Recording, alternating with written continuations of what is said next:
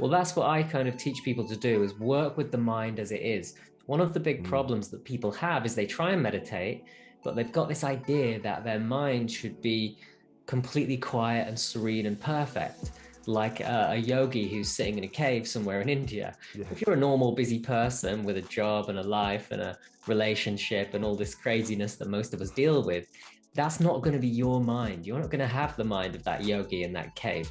So you have to work with the mind that you've got. And if it's busy, then you can learn to be at peace with that busyness. Like I say, when you learn to rest deeply, you can release some of that old stress, and that old stress will be old emotions that are being processed, and that processing will lead to thoughts in the mind. So it's all good stuff that's happening. It's just that your subjective experience isn't the peaceful serenity that you are hoping for. Hi, I'm the self-development coach, Johnny Lawrence, and welcome to the Self-Development Podcast. Today's episode is something I've been really looking forward to, and it's themed around meditation. Today, I'll be speaking to Jimmy Wightman, known on Instagram as That Meditation Guy.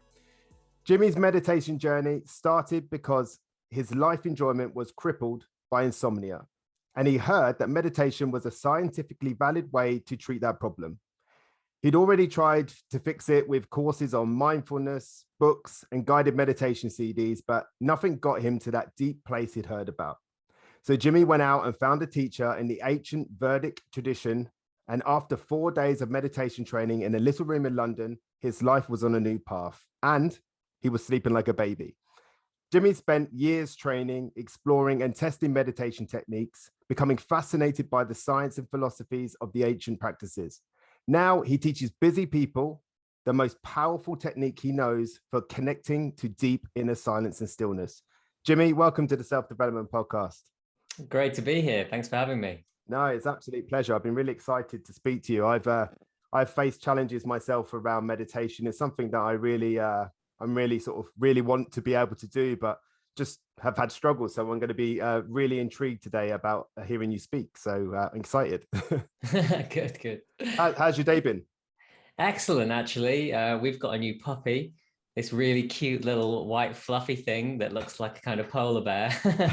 And yeah, she's been waking us up at 5 o'clock in the morning and being all mischievous but fun. And so yeah, we're having a lot of fun with that at the moment. That sounds like puppies. I remember our neighbor who lived quite far away from us at the time, and they knocked on our door and said, "Oh, do you have a puppy?" Or I was like, "Oh, right, you heard that then." So they do that. But listen, for people that might not have come across you yet, could you tell us a bit about yourself and your sort of journey towards how you've become that meditation guy? Yeah, no problem at all. Well, like you said in the intro, I used to suffer with insomnia, and I'm 42 now, almost. I'm 42 in a month. So if you go right back to my early 20s, the lifestyle I used to live back then was pretty full on. I was really into the clubbing and DJing and party scene. Used to go to Ibiza and places like that. And it was all great fun, no regrets. But what happens is if you keep up that kind of a lifestyle for too long, you can come out of it with some mental health problems. And that's what happened to me. I had pretty serious insomnia problem and some depression that went alongside with that as well. Not sure what caused what, but my solution to it was to drink quite heavily and use to basically just kind of ignore it and use alcohol to try and get through it. Over time, I found that if I was Googling solutions to these problems, meditation just kept coming up over and over and over again. And so I thought, right, okay, this seems to be a scientifically valid solution to this problem, because I was not spiritual in any way. In fact, quite the opposite. I didn't want any of that. But I really believed, science would show me the way. So I kept coming up with mindfulness and meditation as a way to battle this problem.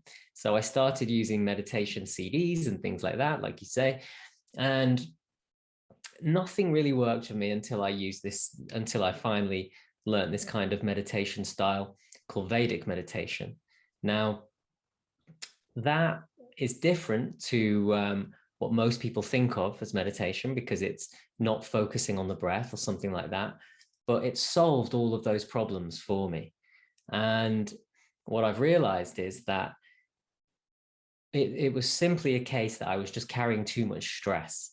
And what this meditation did was help me calm the body down, soothe the nervous system, release that stress from the mind and body.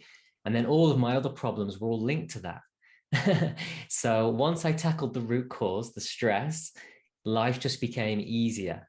And then I carried on doing the meditation more and more and more. And once those problems had gone away, I got much more interested in not just solving problems, but if I keep doing this, what's going to happen? Like how good can life actually get? Yeah. So then I started booking myself on retreats and going deeper and deeper and deeper. And as the journey unfolded, it seemed kind of effortless. As long as I kept the practice up, my life just kept getting better and better and better, to the point where it was the most natural thing in the world to eventually take the advanced courses and then start learning to be a meditation teacher with a certain trainer. And then once I'd chosen my specific style of meditation, to go even deeper into that with further courses, to the point where now I just spend my time talking about meditation and showing people how to meditate in my preferred style. Wow, there's a lot there that's really interesting. I mean, just out of curiosity, do you still drink now? Yeah, my approach now is that I just have a very uncomplicated relationship with alcohol. I could have a few beers with a couple of old mates if I want to, but I never crave it anymore. I never really have it in the house.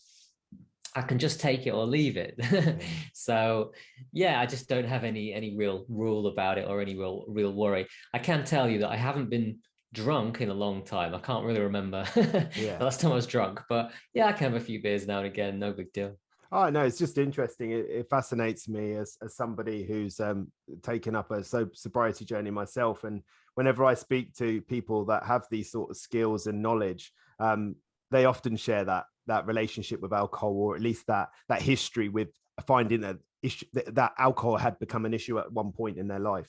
So it's just very interesting to me. I'm always fascinated to find out. And also, you notice you said that things got better. What exactly did get better when you started meditating? Yeah, okay, good question. What I found was that once you learn how to calm the mind down and calm the body down, you will have certain side effects to that. So the health ones, like I've spoken about, better sleep and all the rest of it come, but other things arise naturally as well. So you find yourself, you can be much more creative. You have an endless well of creativity that can bubble up. You might also find you've just got more energy generally to handle the demands that life throws at you. And that's linked to something called adaptation energy. That's the idea that we all have a certain amount of energy to deal with what's the demands that life is throwing at us. And when we run out of adaptation energy, then we start to fall apart, even at small things, like you drop a glass on the floor and people are weeping because they dropped the glass. It wasn't the glass that was the problem. It was that you ran out of adaptation energy. Meditation will boost that kind of energy so that you can keep on top of what's coming at you. And of course, it will also clear away some of the mental clutter so that you've got mental space for new ideas, to come through, and your intuition to come through. So it works on a number of different levels, but ultimately it's all life enhancing. Yeah, I mean, that example is wonderful, because it's funny, isn't it? That's the whole principle of road rage. It's generally not that moment that did it. It was that was the straw that broke the camel's back. It's probably the 7 hours preceding that got you to that point. So yeah, I love that. I love that perspective. That's and that's very much what attracts me to meditation, is just being able to. I'm someone that has a very busy mind all the time, a lot of mind chatter, and the idea of sort of like, silencing that probably is a bit unrealistic, but calming it down is very appealing to me. Well, that's what I kind of teach people to do, is work with the mind as it is. One of the big problems that people have is they try and meditate, but they've got this idea that their mind should be completely quiet and serene and perfect, like a yogi who's sitting in a cave somewhere in India. If you're a normal busy person with a job and a life and a relationship and all this craziness that most of us deal with, that's not going to be your mind. You're not going to have the mind of that yogi in that cave. So you have to work with the mind that you've got. And if it's busy, then you can learn to be at peace with that busyness. If it's Love peaceful, that's great too, but more often than not, it will be busy. And that's because, like I say, when you learn to rest deeply, you can release some of that old stress, and that old stress will be old emotions that are being processed, and that processing will lead to thoughts in the mind. So it's all good stuff that's happening. It's just that your subjective experience isn't the peaceful serenity that you were hoping for at the beginning. Yeah, I mean, I spend a lot of time talking to people about expectations and assumptions, and how they very often lead to disappointment, and how sometimes they can be a little bit unfair, to have an expectation of somebody and then not make them aware of it even. Yeah. And then be annoyed at them for being disappointed. It's a funny game, but we're human beings after all, and we live in this very overstimulated world now where everything is sort of fighting for our attention. Things like Instagram are wonderful, it's where I found yourself, but there's another side of that as well, isn't there, that you have to be really aware of. That I'm not sure it's very healthy to wake up and have X amount of thousands of people's opinions, thoughts, images all in your head as soon as you wake up. doesn't feel like a very smart plan, but we do it anyway, do we? So yeah. But you're known for teaching people about the different styles of meditation, about how focusing on the breath isn't the only option. Can you tell me more about that? Yeah, sure. There are hundreds, maybe thousands of different types of meditation. And we'd be here all day if I go through each one. But what I could do is tell you the 4 most scientifically studied types of meditation. We could go through that if you like. Yeah, I'd love that. Thank you. So the first one would be focused attention. That's what most people think of as meditation, where, for example, you would sit down, close your eyes, focus on the breath going in and out of the nostrils. And when your attention wanders off, you bring it back to the breath. It could be, you could use anything. It doesn't have to be the breath. You could use sensations in the body or the sounds around you, but essentially focusing on something, letting the mind wander. And when it does wander, bringing it back is a way of training the mind to stay in one place. So you're like, the Buddhists would say you're taming it. The mind is like a crazy monkey and you're taming the monkey. Perfectly good style of meditation, but not the only option. So another style of meditation, one that I particularly like, is called open monitoring. That would look like, for example, sitting with the eyes closed and not intentionally focusing on anything, but just watching what comes up.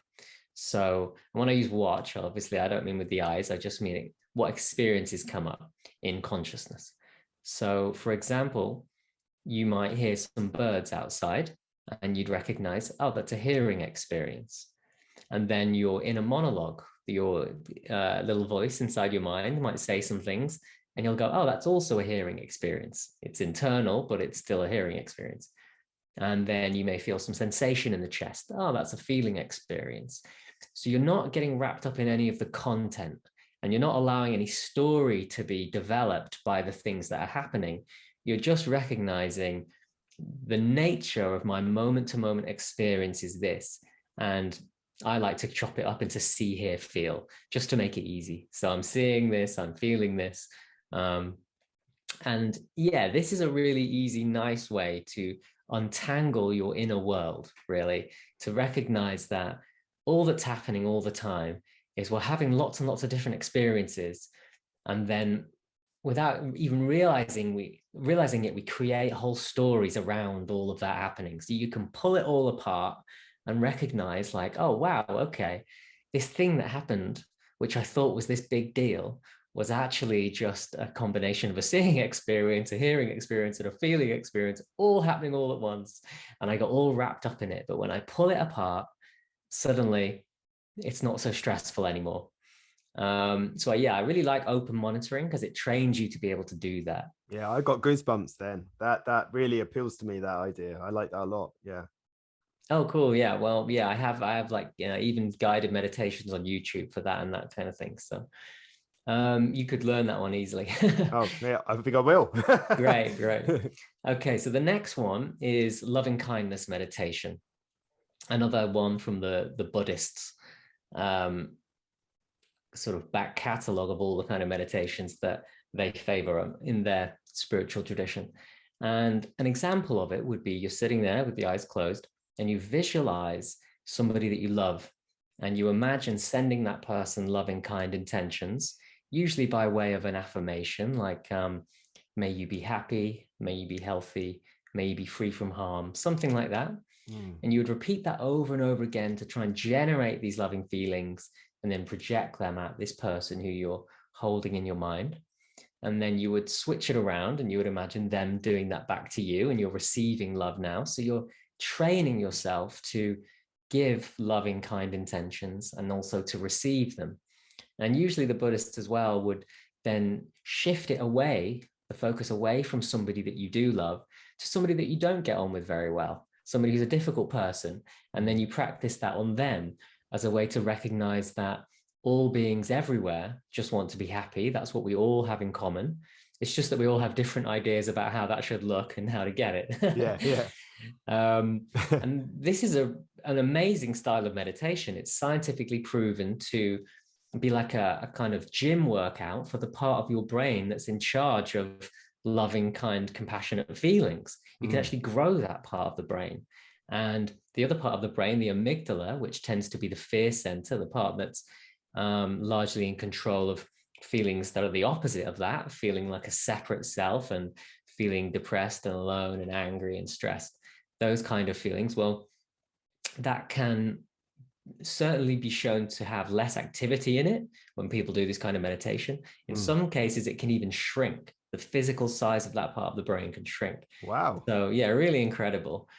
And it means that you have kind of on tap these feelings that you can just bring out of nowhere. A huge amount of health benefits come with it. So yeah, I'm a big fan of that one. Yeah, it sounds wonderful. It can be a bit hard, especially for Westerners, to do that kind of meditation because it's so out of the realm of something we would normally do. Yeah. Focusing on the breath, we think, oh, okay, I'd give that a go. But visualizing somebody and like projecting love at them, I certainly found that very, very difficult when I was first trying it out. Yeah, I can imagine as well the idea of projecting love onto someone who you might not love could also be quite a difficult. I can absolutely see the value in it, but I can also see how someone might find that very challenging. So the idea with that is you are not trying to pretend that you don't have the feelings that you actually have. You're recognizing that you do have those feelings, but that you can still feel kindness and compassion for that person regardless. Yeah. So it's very, very powerful. No, that really is. And the fourth one in this list is called automatic self-transcending. That's what they would call it in the scientific literature. It's also known by various sort of brand names like transcendental meditation or Vedic meditation. Some people like myself are not attached to any organization, so I call it deep meditation. But ultimately, it's using a mantra, which is an ancient Sanskrit word. It's a soothing sound with a vibrational quality. And you meditate on that in a very specific way. You hold that sound as a thought in the mind very, very delicately. And you learn how to do it kind of like a skill. And what it does is it soothes the mind, it calms the mind down. It's meaningless to the students that I give it to, so the mind can't make any concepts out of it. You know, if I got you to meditate on the word chocolate, your mind could do a lot with that. You know, we just talk about it, you can taste it in your mind. Oh, you hit the nail on the head as well. I love chocolate. But if I give you a sound that's meaningless to you and you meditate on that, well, the mind can't do much with it. So you can use that to take yourself into the quiet place. The word mantra is a Sanskrit word, and man means mind, and tra means vehicle. So mind vehicle. So we use the mantra as a vehicle to take us from our ordinary waking state consciousness into the deeper levels of consciousness. And the benefits of doing that, like I say, are deep relaxation and stress release. And it's a bit like shutting a computer down. You know, when your laptop's been running too long, and you've opened too many windows and this program's frozen and the mouse won't work. And there's the spinning ball of doom. It makes me anxious just yeah. So you close it all down, because your mind is like that sometimes. You're constantly starting things and stopping and getting pulled over here, and you watch a Netflix thing and it ends on a cliffhanger and you're still thinking about that while you're doing the other thing. So you close it all down, shut all the tabs, close all the windows, force all the various applications down, and do the shutdown. And when you come back online, then you feel refreshed and energized and creative and ready to go, ready to get back into it. This meditation seems to have that effect on a lot of people. And that's why it's very popular in Hollywood or with very successful people. It's big on Wall Street now. They're all trying to use it to get that edge. Originally, of course, it comes from an ancient spiritual tradition, but it has this side effect of making us very good at life. Yeah, and it does sound very appealing. And it's just what we do in the Western society. We're always, trying to get that life hack or whatever it is. It's a shame, really, but you can understand it. Is that your do you have a preferred one? Is that your preferred one, the automatic self-transcending? Yeah. I can teach any of those styles of meditation quite easily, but I find that with focused attention, most people, there's plenty of apps or things you can try to get that. And it's really just a case of putting the hours in. It's going to take a long time to get good at that. Whereas the other ones, I can teach people and they'll get a result quite quickly. But with the transcending, automatic self-transcending, that's the one that seems to bring about a big life transformation. Right. When I teach people that over a 4-day course, they're going to have a big impact on their life. It might even be a little bit difficult at first, because some people will have to confront and deal with some emotions that they've been repressing, and this meditation will possibly bring some of that to the surface to be felt and released. And so part of my job is not just to teach the meditation, but to help them work through any difficult material. But the thing about that is, once you get that style of meditation and once you understand it, you can relax very deeply and you can clear out stress. You can't always necessarily clear your mind, thoughts away, but you learn to work with the mind in a way where that doesn't matter. You can find peace even when the mind is busy. And that's the one that changed my life. And that's the one that seems to change the lives of a lot of people that I teach. Yeah, I mean, it's something I notice a lot in my clients. Is when people experience those uncomfortable feelings or difficult emotions, sometimes it's that avoiding that causes the conflict, because whether you realize it or not, or like it or not, you are experiencing that feeling. And by denying that feeling, you're also causing conflict, and the story goes on. So I like the idea of that, of working with that instead of sort of trying to pretend it's not happening or trying to get rid of it, because that's not always possible, is it? Sometimes we have things that happen to us and we can't change that.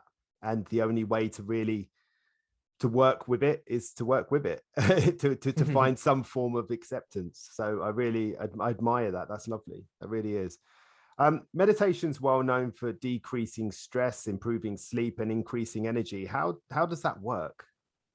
Okay, so you've probably heard of the fight or flight response. When something happens to you that triggers you because it's alarming, crossing a road and a car comes really fast, or somebody shouts at you because for some reason, or your boss threatens to fire you, all of these things, they could trigger a biological response that will pump a lot of hormones into your bloodstream, hormones like cortisol and adrenaline, and a bunch of other ones that will put you on high alert, get you ready to take some fast action.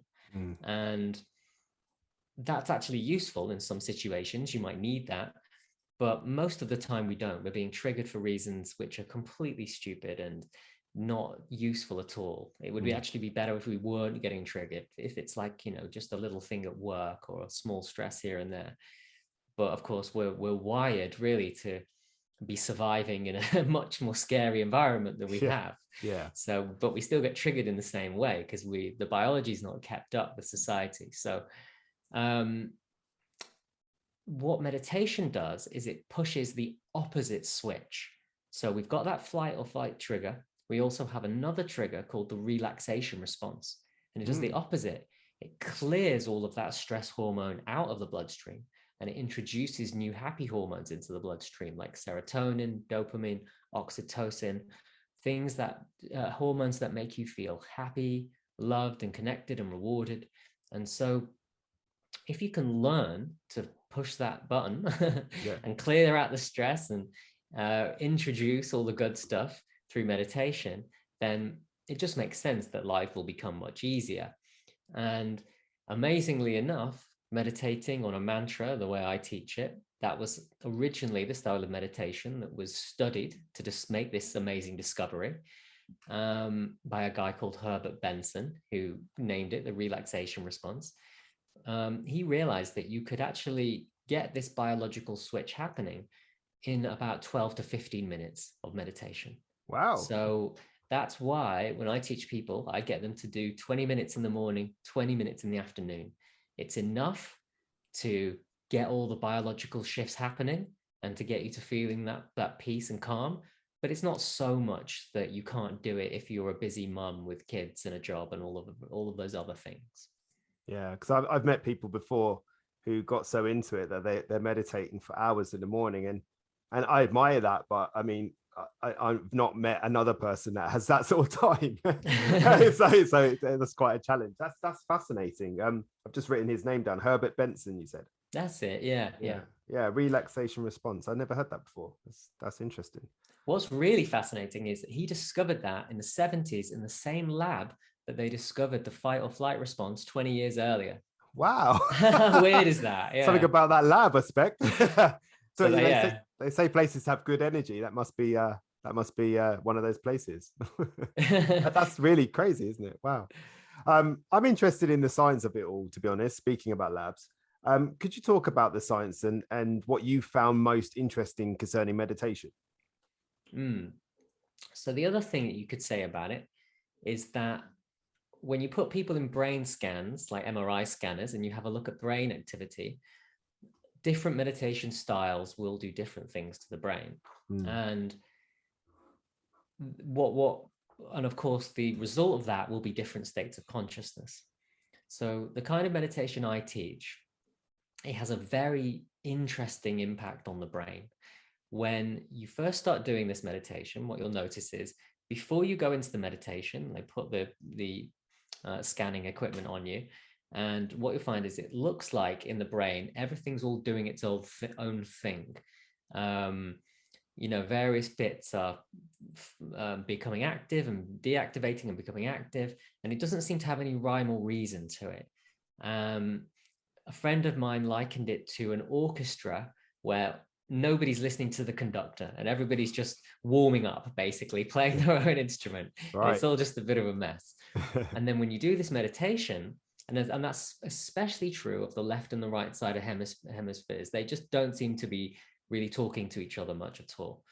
Now, when you do this meditation, what seems to happen is that the brain waves that run through the brain sync up, and it's as if the orchestra, rather than playing all of their instruments that are on their own and warming up, they all start playing in unison. So we see this symmetry happening in how the brain waves flowing through the brain. And what's really cool is if you're a non-meditator, you will, and you get taught this, you will have a brain that's not really making much sense, like I said, and then you do the meditation and then everything goes in unison and all seems to sync up and make these pretty sort of synchronous patterns. And you start meditating, it goes back to how it was before. But after 3 months of meditating every single day, what you find is that pattern that was happening in the meditation starts to happen when you're not meditating as well. Wow. So the meditation is now following you out into your normal life, and your life is becoming infused with that goodness that's happening in the meditation.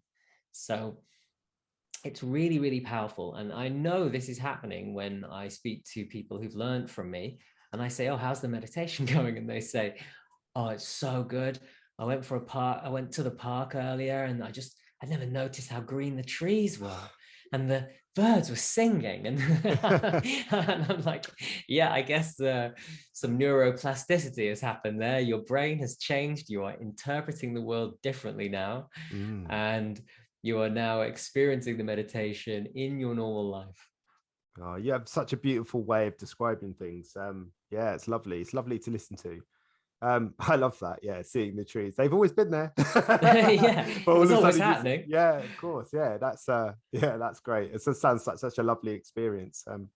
Is there any way that meditation can help with trauma or addiction recovery, or simply help someone who's facing mental health challenges? This is something that obviously I sit around that area where I myself have experienced quite significant childhood trauma. And I've often wondered, as I mentioned to you before, I've had challenges around meditation, and I often wonder whether it has something to do with that. I have a very active mind, and that's great in lots of ways. I can be very creative and very expressionate. But in other ways, as you say, once I start building those stories, they're very good stories, very believable stories. So I think sometimes it works against me too. So do you know of any ways that meditation can help with trauma and addiction recovery and mental health challenges? Definitely. So, as I was saying previously, meditation helps to release stress. So, when I say the word stress in this case, what I'm talking about is unprocessed emotions. So, something bad happens that creates a lot of difficult and uncomfortable emotions in the body. But because you're not in a place to let those out by screaming or telling your boss to F off, whatever it is you want to do in a moment, We don't you recommend suppress that. it. Yeah, yeah, don't do that. But you know what I mean? Whatever the urge is, you might want to scream and shout or whatever it is. But if you're not in a place where you can release that energy, you have to suppress it. And the next day, okay, you might think, oh, well, that's gone now. It's not gone. It's just that it's held in the body and it's not been released. And you're now having to walk around with those unprocessed emotions still there. And when you meditate, the meditation will allow some of that old emotion to be processed. Because these unprocessed emotions, some of it's held in the psyche, sure, but some of it's also just held in the body. And yeah, the meditation will bring up unconscious material. Sometimes you'll be meditating and you'll remember some kid that said something mean to you when you were 10 years old, and you'll be like, where did that come from? You didn't work it out at the time. You're still holding on to it. Wow. Yeah. But a lot of the time what you're releasing you won't know what it's connected to. It will just have this flavor of being uncomfortable. Some people start to meditate, they feel uncomfortable and they think, well, this isn't working because I'm supposed to feel good. No, it is working. It's doing what it's supposed to do. You're releasing a load of stuff. Your subjective experience isn't great, but it's a letting go process. And once you realize that, you can be like, oh, okay, so I'm supposed to have this experience. So I'll keep meditating, I'll keep letting it go. And if you can just get through the early difficult part, eventually that starts to stabilize and the meditation does become enjoyable. But the difficult part of it in the early days becomes manageable. So yeah, if a person's experienced trauma, then they're going to get that same effect, but in a much more powerful way. And this is where we have to be really careful, because we don't want somebody to re-traumatize themselves. We don't want them to bring up some old memories that they're not in a place to handle, and they haven't got somebody to go and speak to about it.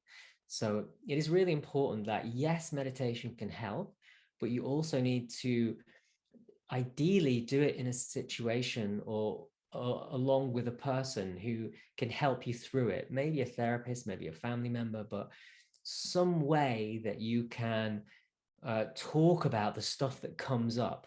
Otherwise, you might only be bringing stuff up and then you don't know what to do with it. So yeah, it's part of what will help. It's one of the tools, but it's not the only thing. I have literally never heard that described that way. That those feelings are coming up because they wasn't processed. They're just when I because that's what happens. I'm lying in a meditative state, or I'm trying to meditate, as if you will, and thoughts and feelings are coming up. They're uncomfortable. I've got a busy day. I don't feel like it's a good idea. It doesn't feel safe, and all these different things. And you've hit the nail on the head. That explains it, and it gives me comfort, because I do have someone who I speak through things with. So this sounds like it might be worth a go. Well, that's it. Yeah. Once Yeah. you know, oh, it's okay. And what I Yeah. teach people to do is to actually let that process to some degree flow. So you never get caught up in the content of a thought, but you do allow the mind to untangle itself naturally in the meditation. You're not trying to train the mind to stay on something. You're using the mantra in this effortless way that allows all this processing to happen, but in a way that you don't get sucked into it. Yeah. And once you can be at peace with that, you learn to be at peace with the messy mind as it is. Yeah. Then the processing can happen. You get what you need. The mind and body gets what it needs. But also it makes you very, very powerful in real life, because when difficult things arise in your normal life, you're able to say, okay, well, I'm used to sitting with a messy mind in meditation. I'm just going to be with a messy mind now while I go about my business. Yeah, I mean that's the principle of athletic pursuits, isn't it? Is you're training yourself to be able to withstand these situations in real life situations, like your sport or whatever. But yeah, and something you said there, like I think it matters and it counts when you give yourself permission to experience those emotions. It feels not control. I'm not a fan of the word control. I think control is a bit of an illusion, but I think when you know it's coming, you can prepare, perhaps prepared for it. You're something you're expecting to happen almost. Yeah, that's really lovely. I knew you'd be the guy to talk to about this. I had that sense. So I've seen a lot of your posts on how to meditate, how meditation can increase happiness in a person's life. Can you explain your thoughts on that? Oh yeah, this is a good one. I like to think of happiness as operating on 3 different levels. Yeah. So I'll take you through them now. The first one would be surface happiness. This is the kind of happiness that we would get from getting a new puppy, for example, like I've got looking at me through the window, or getting a promotion at work, or getting into a new relationship, or just going out to a nice restaurant, eating pizza, that kind of thing. Surface level happiness. Now, it's completely legitimate form of happiness, and we should all be able to enjoy that guilt-free, but it's not the only happiness that exists. There's also what I call deep happiness. This would be the kind of happiness that Jordan Peterson is always talking about. When he says, don't chase happiness, chase meaning. Well, really, why would you do that? It's because working on your character and having ethics and building strong relationships and taking on big goals, all those things will lead to a deeper kind of happiness than this surface happiness. So deep happiness is always good. That's not to say you should only have that. Do the surface and the deep. Why not? Enjoy all of what life has got to offer. Deep happiness could also be to do with, having a relationship that lasts a long time. When you first get into a relationship, it's the surface happiness. It's all fun and games. But a few years down the line, I feel like I should warn you to be careful here. So you know what I mean? The happiness that you gave from relationship, it's more complicated, but it is hitting you on a deeper level when a person really knows you. Yeah. But there is another third element to this, which nobody else ever really talks about, which is what I call pure happiness. And this is the kind of happiness that can arise in meditation when you're meditating and it comes to you and it's attached to nothing specific.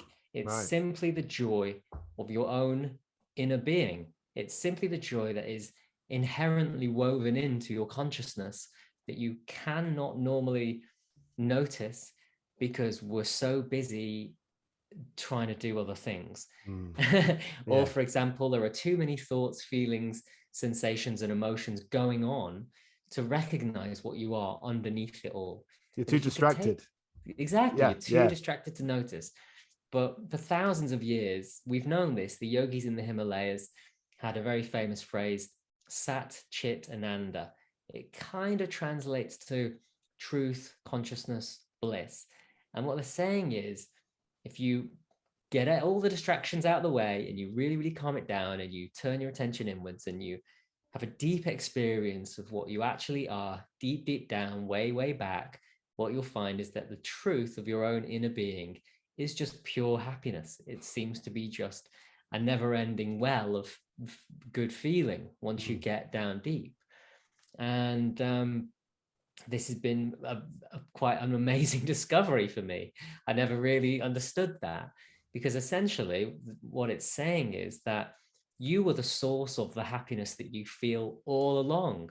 You thought it was getting the new car, you thought it was getting the new job, but actually all of those things just triggered something that was innate. It was the fact that you said yes to that thing and were open to it that felt good. And when you say no to something and you don't want that thing, then that kind of shuts you down. So yeah, strangely enough, it seems to be the case that all of us just with a source of all the good feelings that arise spontaneously when we can just calm down enough to get in touch with it. Well, in a way, it's kind of obvious in a sense, because we are the common denominator at all times, aren't we? We're the one thing that's always there. So that makes sense. That makes a lot of sense, in fact. And you wow. can see it in a baby. If you just look at a baby, when it's not hungry or needs changing or needs some other kind of attention, its natural state is just pure joy. You know, nothing changed. No, you're right. It's the difference between being an adult looking in the mirror, criticizing yourself, obsessing over certain things that you do or don't like about yourself. You watch a baby look in the mirror, they're licking the mirror, they're touching the mirror, they're shaking the mirror, they're having fun with it, they're curious about it, which and I think that's something that we lose as we get older. We lose that curiosity, don't we? And we replace it with some form of judgment or attachment even. That's turned my head upside down, that one. I like that a lot.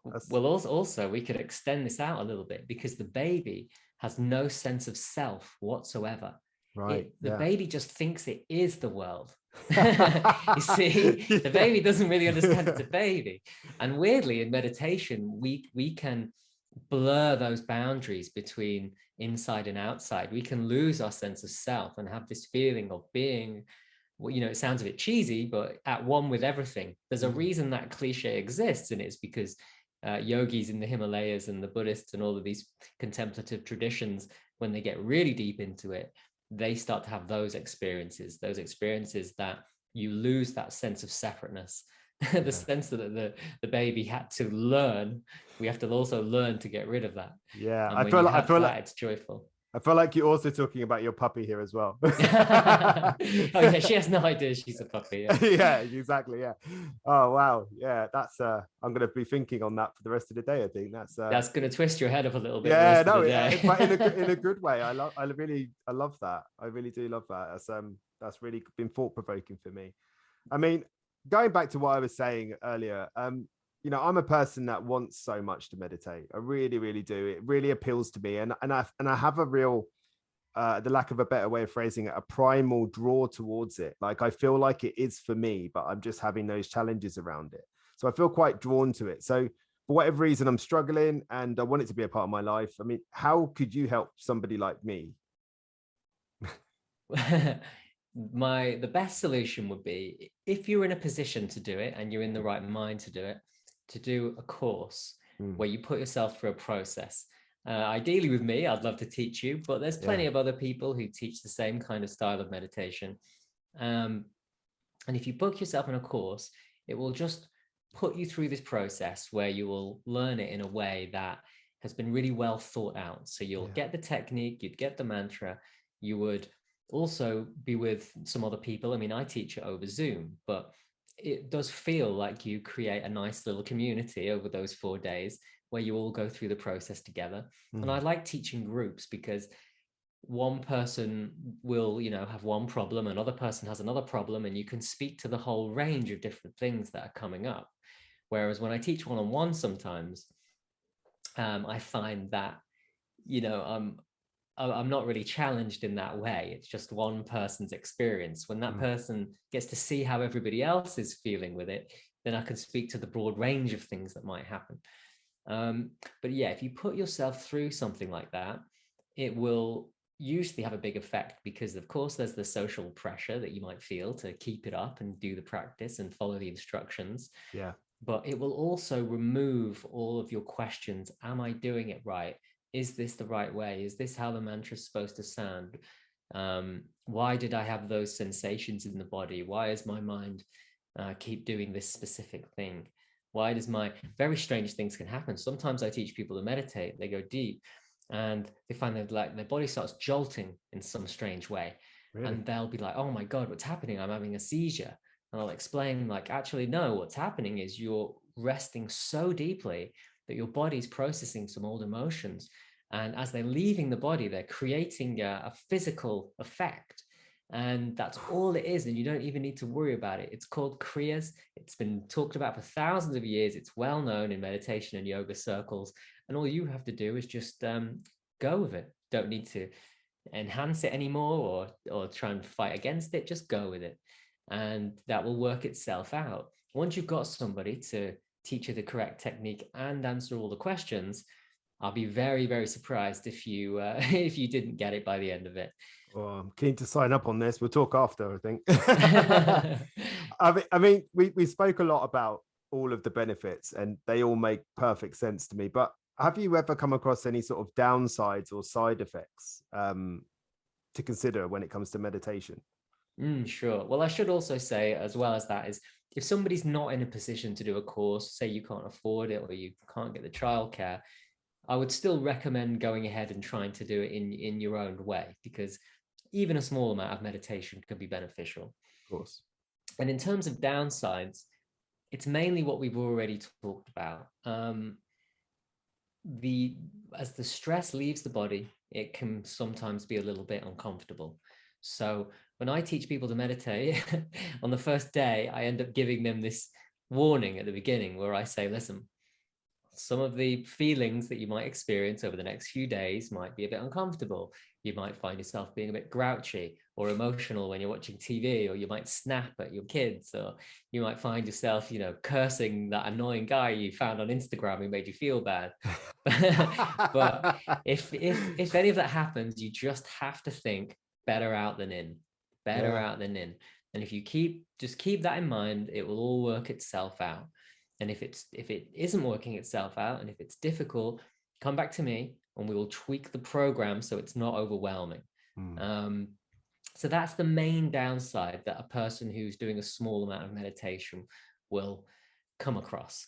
If, of course, you go and do some of the crazy things that I've done, where you're meditating 12 hours a day in monk-like conditions. Have you done that? Oh, yeah. Yeah, wow. Cool. That's intense. Yeah, you know, living in complete silence. You can't make eye contact with anyone. You sit on a cushion in a big hall with 100 other people with no back support and the legs crossed. You're doing 10 to 12 hours a day. A lot of unconscious material comes up. Face your demons, aches and pains, all the rest of it. If you're doing that kind of thing, then there's a whole range of difficulties that can come up.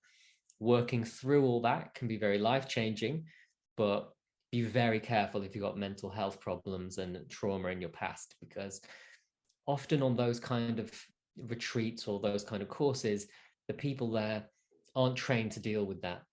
So you have to proceed with caution. But most people I teach, they're just looking to have a powerful meditation practice that fits into the life they've already got.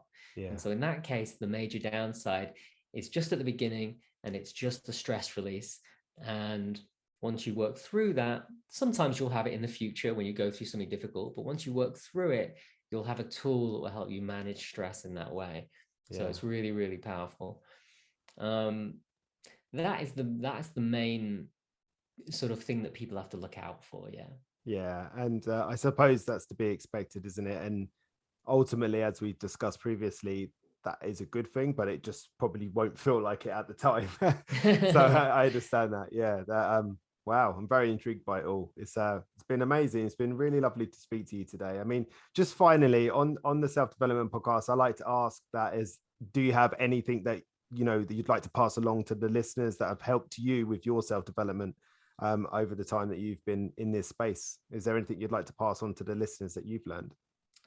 Sure. Yeah. I think for me, the biggest lesson that I've come across in life is that you shouldn't wait or put your happiness on hold thinking that oh, I'll be happy sometime in the future when I've arranged everything, my life in a certain way, and when it looks how it's supposed to look, when all my challenges are fixed, when my income's at a certain level and I've got the house that I like and I'm married, then I'll be happy. I lived with that mindset for a really long time. When I was in my 20s, I got it into my mind that if I just had this perfect life where I quit my job and I start a business from my laptop and I go and live in paradise, and I make loads of money, then I'll finally be happy.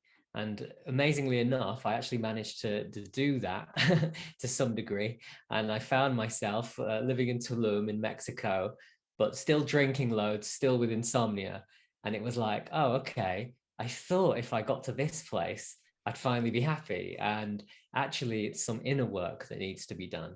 And then I came to meditation, and suddenly I found that there was a peace that could be available to me at all times, regardless of what's going on in my life and the difficulties that arise naturally.